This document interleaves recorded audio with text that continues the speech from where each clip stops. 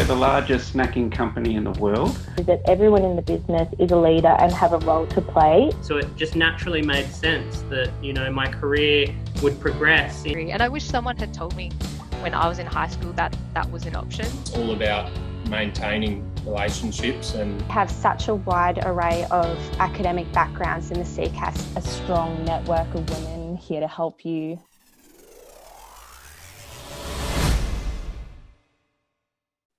Well, hey guys, so today we are joined by Anika, who works for BAE Systems. Thank you so much for joining us today. It's my pleasure. Thank you for having me. So just firstly, to kick off, for those who don't know, who are BAE Systems and what do you guys do? So BAE Systems is actually the largest defence manufacturer in Australia. We have a lot of projects into the air, land, cyber and naval domain. So there's some notable projects include the new Hunter frigate program, which is building futuristic submarine warfare frigates here in Australia. So BAE Systems is kind of leading that contract and bringing that shipbuilding capability in Australia. Wow, how cool. Yeah. So how did you end up working for BAE Systems? And I believe you're a graduate at the moment. So can you tell us a bit about that and how did you end up working for them? Sure. So I'm a graduate hardware engineer. So my career pathway is not really linear, even though I'm only in my second year into my career. So in school, I wanted to be an astronaut. I never actually saw myself very technically minded. I was good at math, but it wasn't something that I wanted to do long term at that time. But, back in when I was in school, just so many years ago now, I think back and being an astronaut working in the space domain wasn't something that I could see a clear vision into and how I would do. So I just sort of made that like a back end, put in a back burner and decided that I was going to study medicine. And then about a week before my application was due to put my university preferences in, I had another change of heart and I just thought that maybe I should do something that was a mix of engineering and medicine just to get a feel for both because I was indecisive. So that's when I decided to go for biomedical engineering. So biomedical engineering sort of specializes in learning about the human body and technologies and how you could still create new technologies. And within that, I specialized in electronics and software. And over the years, within my university journey, I did a lot of traveling. I did my placements overseas.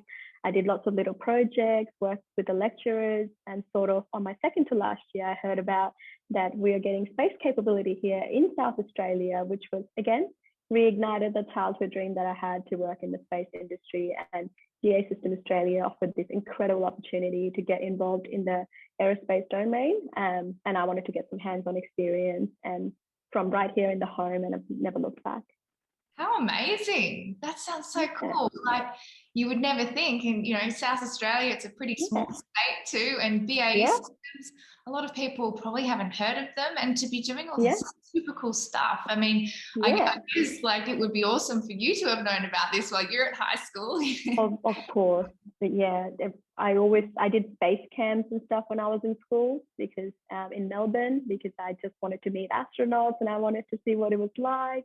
And it's just incredibly cool to actually be in the state that is putting the forefront of the space venture.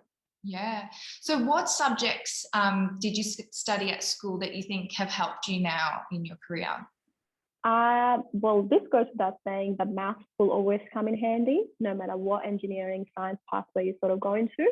But saying that, I didn't really do specialist math when I was in high school. I did the normal math, and then I sort of picked it up while I was in university. It was a little bit harder, but I still sort of picked it up. Yeah.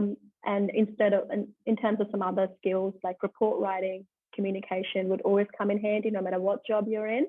And what for my particular role, programming and electronics would be really helpful to know beforehand. But again, I learned everything from scratch at uni. So I don't think you should be putting too much pressure on yourself at school.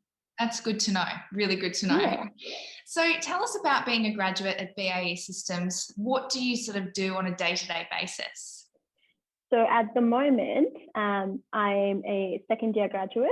So the BAE Systems graduate program is structured really great because you get to do rotation. So for me, coming out of uni, as you can understand, studying biomedical engineering, coming in as a hardware engineer, I didn't know exactly what I wanted to do. So having the opportunity to do 6-month placements over my 2 years was really attractive to me.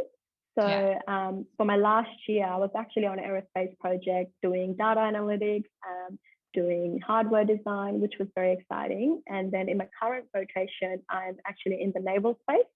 So I'm working in the Hunter Frigate program and in the research and technology team. So as part of the team, we do research and into new technologies, so cool things like collaborative robots, smart sensors, Internet of Things, and just bringing in all these cool new technologies and seeing which one of them are viable to then go apply into the shipyard and making sort of like a digital shipyard while we're building these ships. So on my day-to-day, I get to deal a lot with new stakeholders, new technology. So our motto is start small and then go really, really fast and think really big. At the moment, I'm doing a lot of programming in Python as I'm creating sort of like a digital measurement system, which is, again, will change really quickly depending on what we want to try next. Absolutely. Yeah, I can imagine that the space that you're in would never get boring because it's just constantly evolving every single day. Yeah. Yeah. That's the best part about the job. Yeah, totally. So what sort of personal attributes do you think that you have that's helped you along the way? I think the biggest personal attribute that I have is being productive. So I think being proactive really helps. So seeking out new opportunities that sort of interest you and sort of figuring out work experiences, internships on the companies that you seems attractive to you, just sending them an email saying, hey, can I come do a work placement? And the worst thing they can say is no. So this is something I've always have done. And not being able to, not being afraid of asking for clarification when you don't know something. I know it seems very daunting at times, especially found it since I started my job. A lot of the times, if you get given a task and you don't know how to go about it, just ask for clarification. Hey, what can I do? What do you mean here? Can you please clarify that further? I don't think I can do this without this training. Is there any way I can get involved in the training? Or give everything a go, really. I like change, so I like seeing new things. As part of that, I'll also come across things that I have never seen before and I'll have no idea where to start. But then just being able to reach out to someone that can help you along the way would be really helpful. Exactly. You're not going to look silly by asking someone for help. They would prefer that in the end. Yeah, 100%. It's win-win for you because, you're learning more and more things than trying to just do it yourself. So, what do you love most about your job? What gives you the most satisfaction? I think what I really love is that I get to do a lot of cool things and sort of contribute to a bigger picture. So we can solve problems, obviously, it's not just one big thing, you build a ship and that's it. There'll be a lot of little sub-tasks, but they're all sort of building up to this big task in the overall picture. And I love being able to sort of learn new skills and then reapply them into solving those little problems that sort of contribute to fixing that big picture, which is really satisfying to know that the work I'm doing will be directly contributing to something in the future. Yeah, it would be so rewarding, I can imagine. Yeah. And what would you say has been your biggest challenge so far and perhaps your best achievement? I would say I'll start with a good one. So some of my biggest achievement, I think, was just being able to do the rotations and work with new people in new teams. So the amount of knowledge that I've seen within these people has been incredible, and being just a sponge to soak them all up. Being able to do data analytics with neural networks and machine learning, and then doing hardware design, and then now coming and analyzing different technologies. These are not things that I ever thought I would get to do. So this has been some of the best achievements, and I never get tired of my work. So it's always been new and changing, which is very rewarding for me personally. And I guess not the worst thing in the world, but some of the most challenging thing has been when I was a newbie, dealing with all the acronyms. So if you work in defense, there's a lot of acronyms that they get thrown around into everyday conversations that when you're starting out can seem a bit daunting, and all the processes involving defense and security.